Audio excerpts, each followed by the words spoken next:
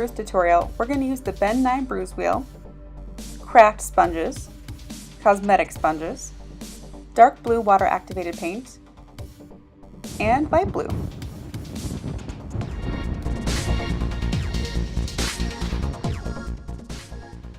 Start by laying down a base of yellow from the bruise wheel. If you're not using a bruise wheel, there's some really great cream-based makeups you can find at local Halloween stores as well that'll work. But in general, you just need kind of that background color. Then go in and using the craft sponge, start to stipple on the dark blue and then follow that with a light blue.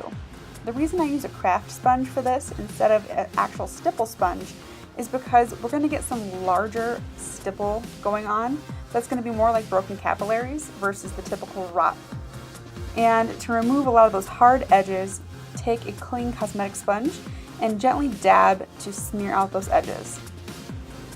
Now take the dark maroon color from the bruise wheel and start gently adding that on top, layering it over your existing base colors.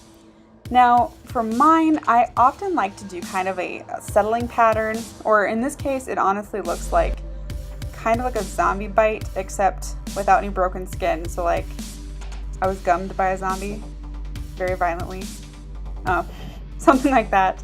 But once you have the dark red on there, you can start deepening the bruise colors in certain areas by using the dark purple that is in the bruise wheel.